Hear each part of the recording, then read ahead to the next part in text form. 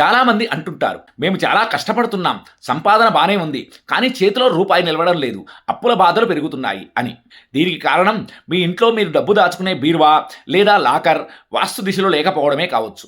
ఈరోజు ఈ వీడియోలో బీరువాను ఏ దిశలో పెట్టాలి, లోపల ఏ వస్తువులు ఉంచితే ధనాకర్షణ పెరుగుతుంది అనే పూర్తి విషయాలను వివరంగా తెలుసుకుందాం. వీడియోని చివరి వరకు చూడండి, ఎందుకంటే చివరిలో ఒక అద్భుతమైన రెమెడీని మీకు చెప్తాను. వాస్తుశాస్త్రం ప్రకారం బీరువాను ఉంచడానికి అత్యంత శుభప్రదమైన దిశ నైరుతి, అంటే సౌత్ వెస్ట్. మీ గదిలో నైరుతి మూల అంటే దక్షిణ మరియు పడమర కలిసే చోట బీరువాను ఉంచాలి. బీరువా వెనుక భాగం ఎప్పుడూ దక్షిణ గోడకు ఆనుకొని ఉండాలి.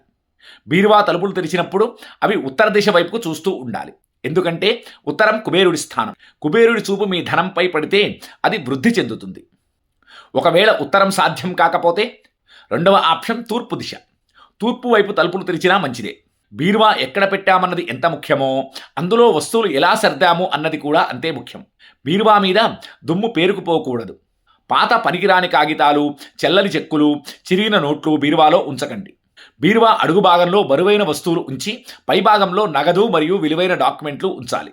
వీలైతే బీరువా లోపల ఒక చిన్న అద్దాన్ని పెట్టండి. మీరు లాకర్ తీసినప్పుడు ఆ అద్దంలో మీ నగదు ప్రతిబింబించాలి. ఇది సంపద రెట్టింపు అవ్వడానికి సంకేతం. మీ బీరువాలో పాజిటివ్ ఎనర్జీ పెరగడానికి ఈ క్రింది వస్తువులు ఉంచండి. ఒక చిన్న వెండి లేదా రాగి మహాలక్ష్మి యంత్రాన్ని లాకర్లో ఉంచండి.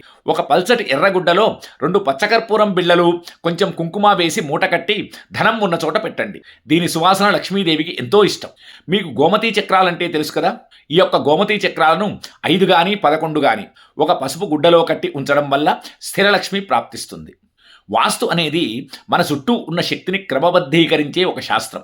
మీరు ఈ చిన్న మార్పులు చేసి చూడండి, మీ ఆర్థిక పరిస్థితుల్లో ఖచ్చితంగా మార్పు వస్తుంది.